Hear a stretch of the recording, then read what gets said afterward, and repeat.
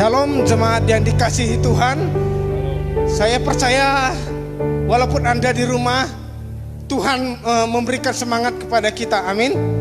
Ya. Saudara, kita akan langsung saja mendengarkan firman Tuhan tentang bertema The Power of Holy Spirit, ya. Saya percaya firman Tuhan ini walaupun memang belum hari pencurahan Roh Kudus, tetapi kita harus dikuatkan. Karena ini adalah dasar dari iman Kristen, ya. Dasar mulai dari Allah Bapa, mulai dari Yesus, bahkan Roh Kudus. Kita tahu adalah Roh Kudus itu dapat menguatkan kita. Amin. Ya, Roh Kudus adalah pribadi Allah, ya. Pribadi Allah, satu hakikat, yaitu Allah, ya. Tetapi mereka berbeda fungsi. Ya, katakanlah tangan, kaki, bahkan mata itu berbeda fungsi, tetapi berada pada satu tubuh. Begitu juga Roh Kudus adalah pribadi Allah. Pribadi Allah itu sendiri yang mempunyai kuasa, the power, kuasa, kekuatan. Ya. Coba kita lihat Kisah Para Rasul 1 ayatnya yang ke-8.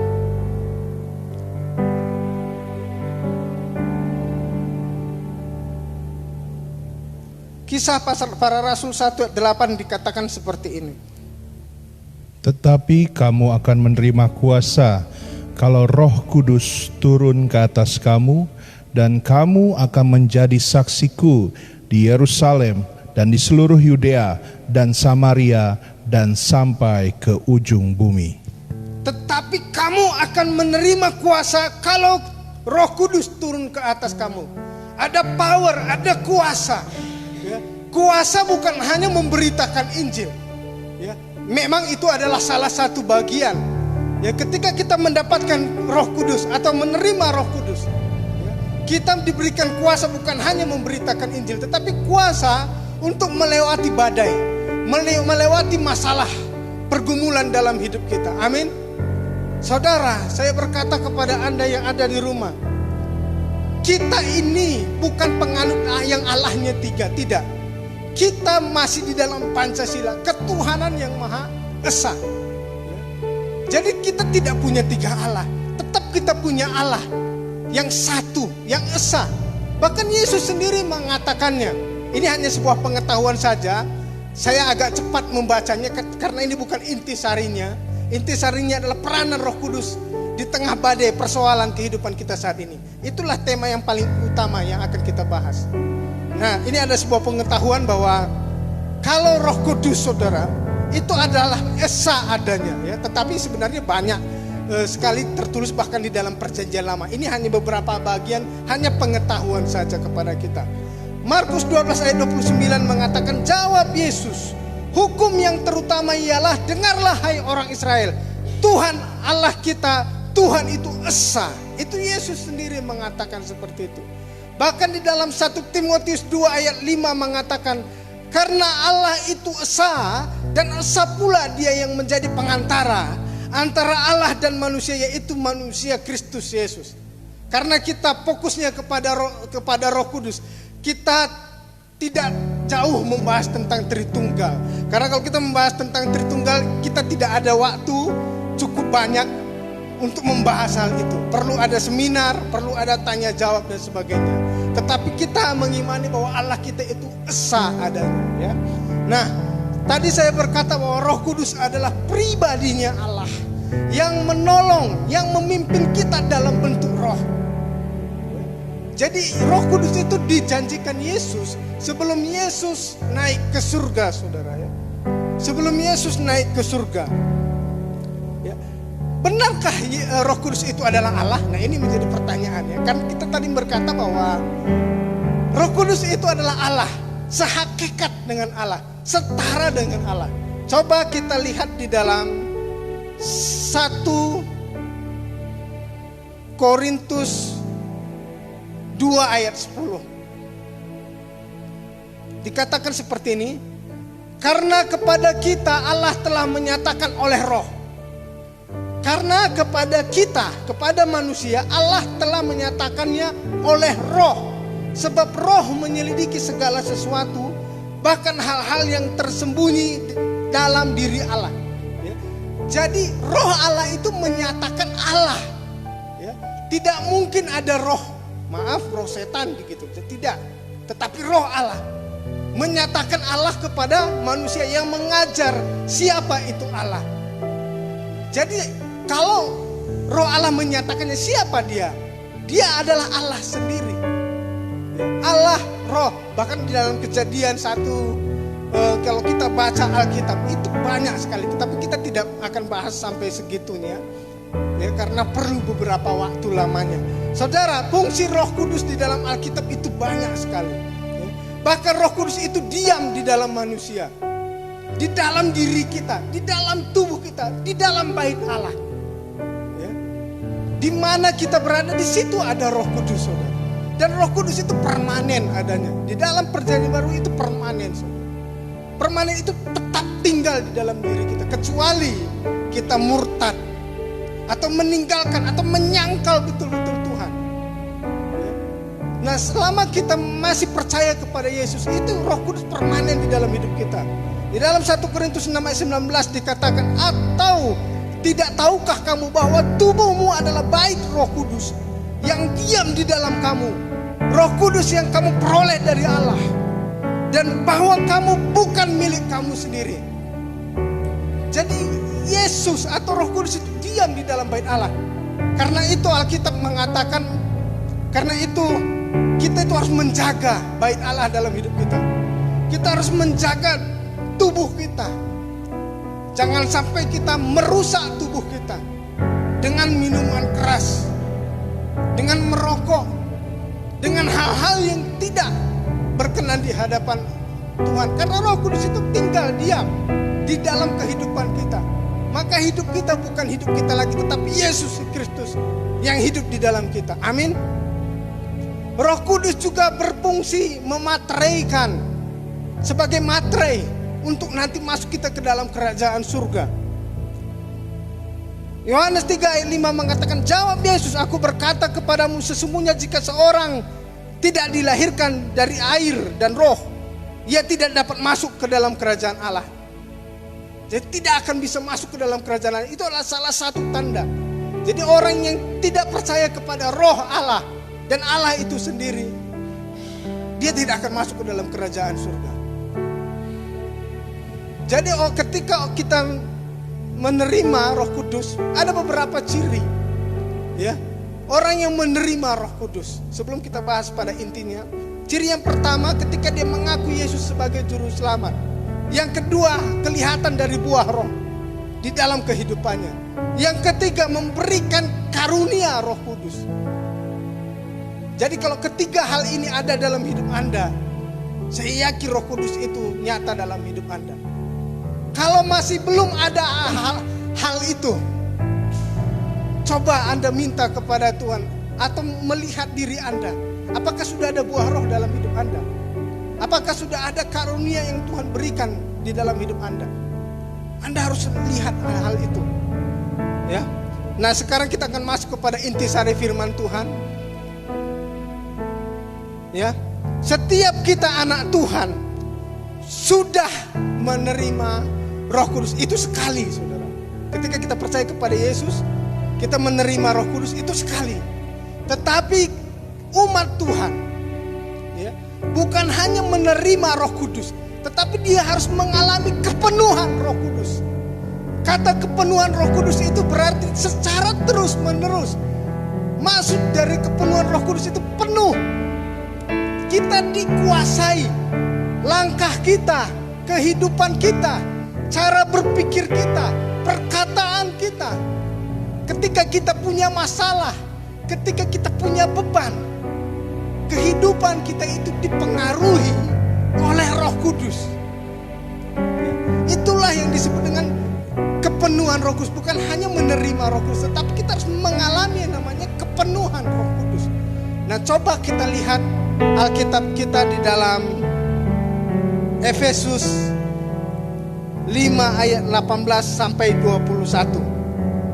Peran Roh Kudus yang menyelesaikan masalah kita. Kuasa Roh Kudus, the power power of Holy Spirit yang akan menyelesaikan masalah kita terdapat di dalam Efesus 5 ayatnya yang ke-18 sampai 21.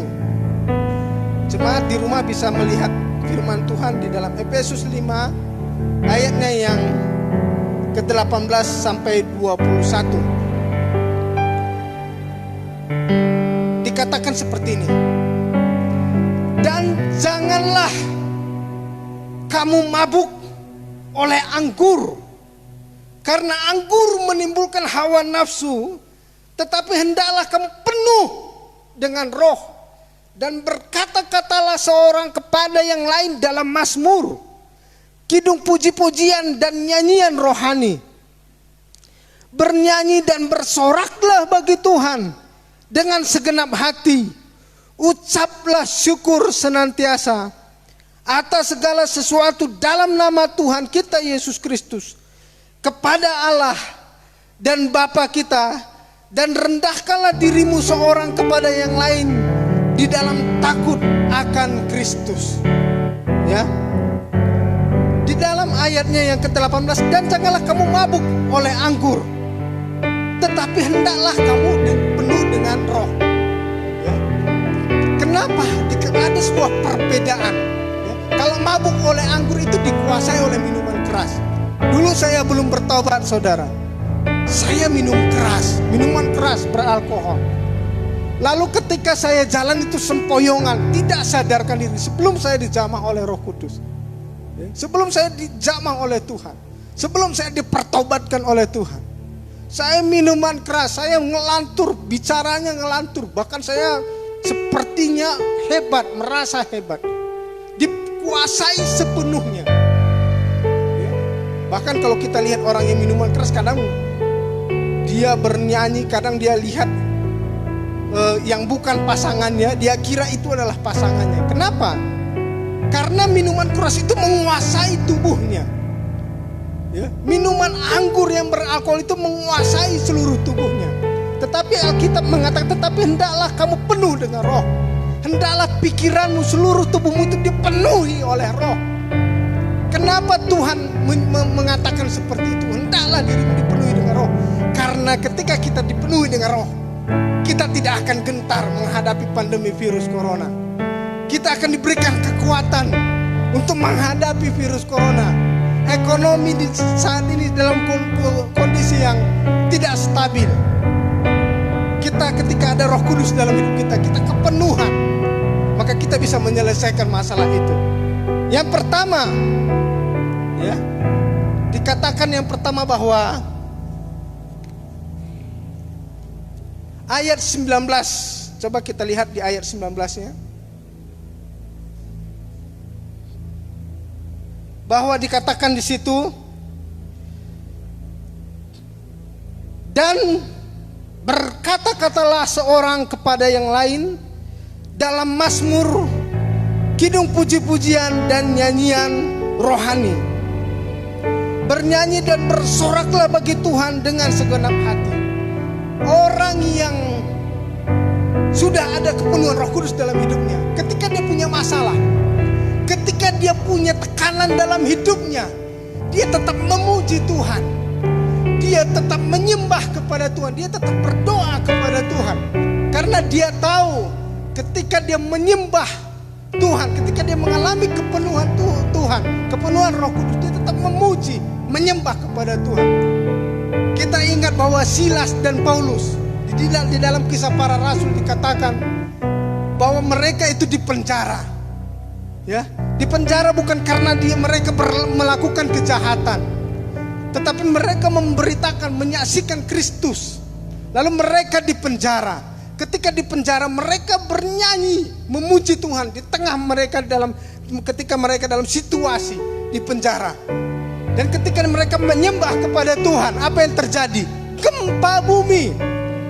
Dan yang menjadi luar biasanya, saudara, itu terbukalah pintu penjara. Bayangkan, ya, gemboknya, bahkan beberapa pintu di dalam penjara itu terbuka luar biasa. Ya, ada kuasa di saat kita kita memuji Tuhan. Ada kuasa di saat kita menyembah Tuhan.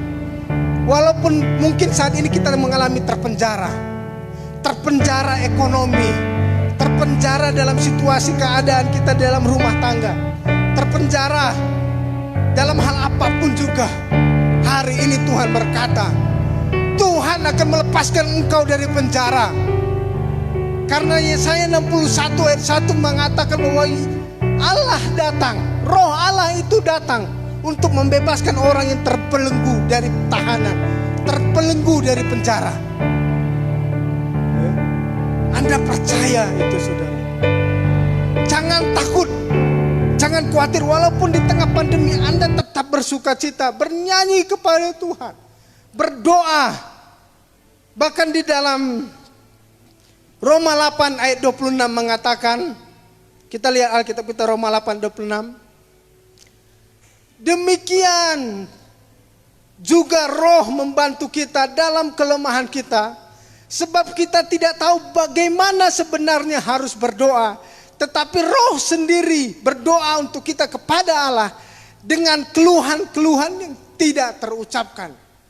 Jadi Roh Allah itu ketika kita berdoa, dia menyampaikan kepada Allah Bapa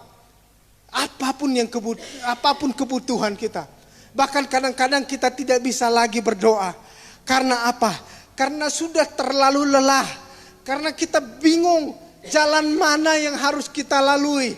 Kita tidak tahu lagi jalan keluarnya. Kita tidak bisa lagi mengucapkannya. Tetapi Roh Allah di dalam hidup kita, Roh Kudus, menyampaikan kepada Yesus, menyampaikan kepada Allah Bapa tentang keluhan-keluhan kita. Saudara, Tuhan berkata bahwa marilah datang kepadaku hai yang letih, lesu dan beban berat. Aku akan memberikan kelegaan kepadamu. Saudara, kita harus tetap memuji Tuhan. Letakkan masalah kita. Saya katakan contohnya seperti ini, saudara. Saya memegang handphone. Kalau saya pegang 5 menit masih kuat. Kalau saya pegang 4 jam, mungkin handphone ini sudah mulai bergetar di tangan saya. Kalau saya pegang handphone ini seharian, pasti tangannya sudah kram atau kaku. Maka saya berusaha meletakkan handphone ini kembali. Artinya, jangan pegang masalah itu, saudara, seharian. Bebaskan, serahkan masalah Anda di hadapan Tuhan. Maka Roh Kudus akan menyampaikan masalah kita itu di hadapan Tuhan. Dan Tuhan akan menjawab segala keperluan kita. Dan imani akan hal itu. Karena Anda sudah menerima Yesus.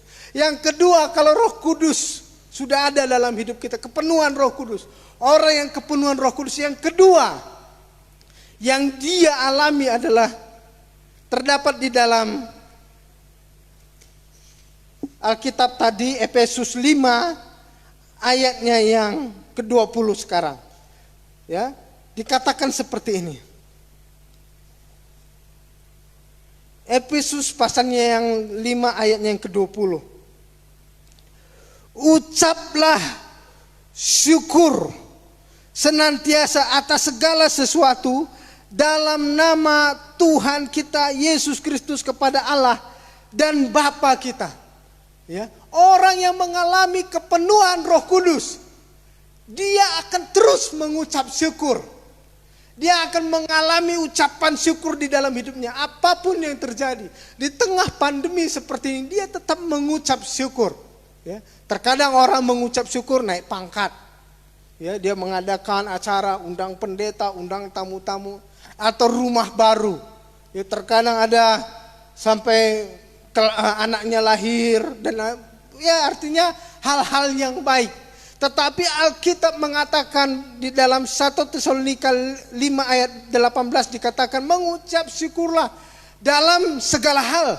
Sebab itulah yang dikehendaki Allah di dalam Kristus Yesus bagi kamu. Di dalam segala hal. Saudara ya. Jadi kepenuhan Roh Kudus itu penting bagi kita. Maksud kepenuhan Roh Kudus itu seperti ini.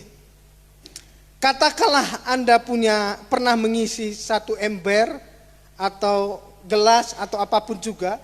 Kalau dikatakan ketika kita menerima Yesus sebagai juru selamat, itu belum penuh. Ya. Belum penuh secara totalnya, belum. Ibaratnya masih seperempat. Gelas itu masih isinya setengah atau seperempat. Artinya belum. Tetapi kita harus mengalami kepenuhan Roh Kudus. Kepenuhan Roh Kudus itu penuh sampai akhirnya luber, bisa menjadi berkat bagi setiap orang. Ya. Jadi bukan hanya kita menerima Roh Kudus, tetapi kita harus mengalami kepenuhan Roh Kudus. Orang yang mengalami kepenuhan Roh Kudus, yang pertama dia suka berdoa dan memuji Tuhan. Yang kedua, dia tetap mengucap syukur dalam segala hal. Karena ketika dia mengucap syukur, dia mengakui kebaikan Tuhan. Lihat bangsa Israel. Bangsa Israel keluar dari Mesir, dari perbudakan bangsa Mesir. Nah, waktu bangsa Israel keluar dari Mesir, sebelum mereka keluar pun mereka melihat ada mujizat Tuhan, dan tulah terjadi di bangsa Mesir, kepada bangsa Mesir. Ya, tulah pertama sampai tulah ke-10. Tulah ke-10 akhirnya anak sulung mati, termasuk anak Firaun. Saat itu Firaun, silahkan keluar, kami tidak perlu lagi bangsa Israel. Lalu di tengah perjalanan Firaun masih berpikir untuk membalaskan dendamnya, atau untuk mengembalikan bangsa Israel masuk lagi ke tanah Mesir. Ya. Akhirnya dia mengejar bangsa Israel sampai di Laut Teberau. Waktu di Laut Teberau apa yang terjadi? Semalam-malaman Allah bekerja di Laut Teberau. Bahkan Musa bingung, jalan mana yang harus kutempuh. Dia tetap bersyukur kepada Allah, dan dia tetap berserah. Lalu apa yang terjadi di saat itu? Bangsa Israel bisa melewati laut, dan laut itu terbelah luar biasa. Ya, dan air laut itu sampai surut, bahkan mengering, saudara. Dan bangsa Israel jalan dari tengah-tengahnya.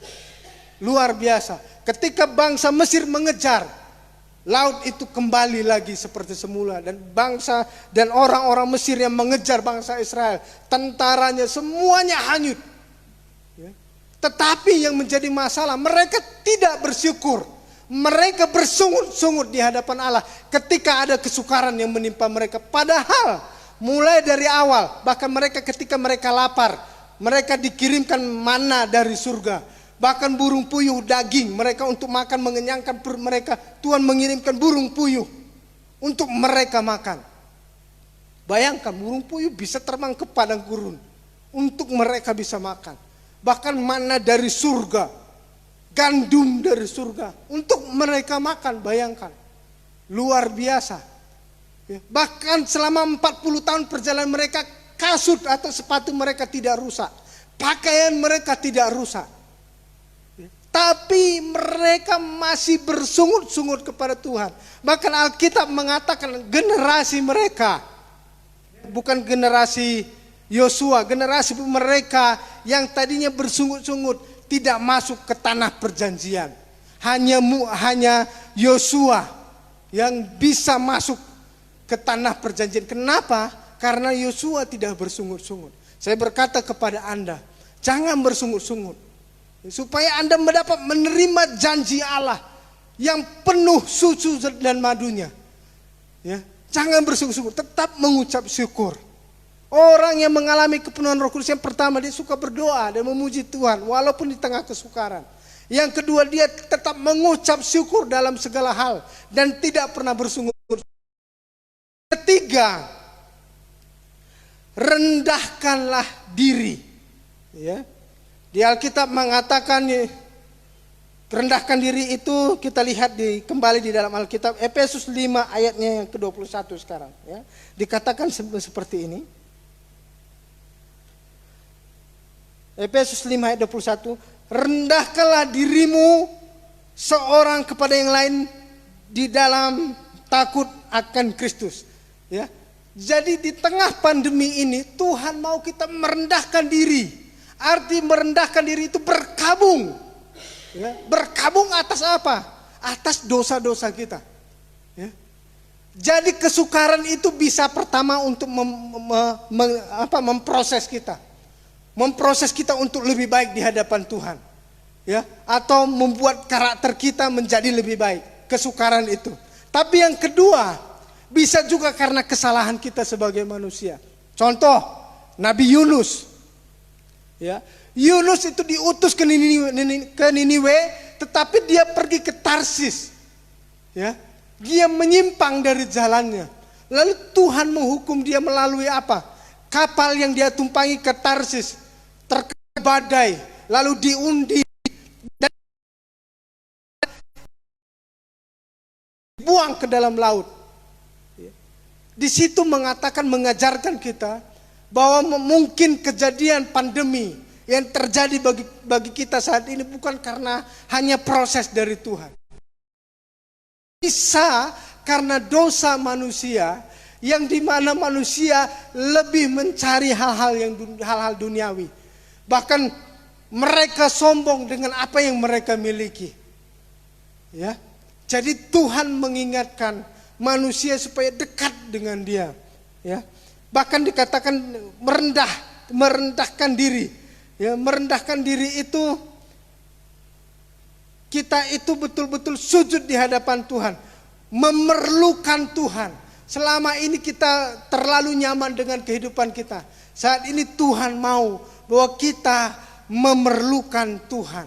Dan saya percaya kebenaran firman ini akan menguatkan saudara. Yang pertama, orang yang dipenuhi Roh Kudus suka berdoa memuji kepada Tuhan. Yang kedua, dia mengucap syukur ketika badai terjadi dalam kehidupan. Yang ketiga, rendahkan diri Anda di hadapan Tuhan. Saya percaya bahwa Roh Kudus di dalam hidup kita, yang sudah ada dalam hidup kita, akan menasehati kita, akan menghibur kita, akan memberikan kekuatan kepada kita. Ya, saya akan mengundang jemaat di rumah untuk berdoa bersama-sama atas kebenaran firman Tuhan ini tentang the Holy Spirit, ya, the power of Holy Spirit, ya, ada kuasa di balik Roh Kudus, ya, di dalam Roh Kudus, di dalam kehidupan kita. Mari kita berdoa bersama-sama. Bapa di dalam surga, Hamba-Mu berdoa buat jemaat yang ada di rumah saat ini melalui kebenaran firman-Mu buat pagi hari ini Tuhan. Kami sudah mempelajari tentang Roh Kudus, bahwa Roh Kudus itu adalah Allah sendiri, pribadi Allah sendiri. Dan kami percaya akan hal itu Tuhan. Dan kami mengucap syukur bukan hanya kami ketika kami percaya kepada Tuhan dan menerima Roh Kudus itu di dalam hidup kami. Kami juga ingin mengalami yang namanya kepenuhan Roh Kudus. Penuhkan kami setiap hari Tuhan, sehingga kami tetap memuji Tuhan, sehingga kami tetap mengucap syukur dalam Tuhan.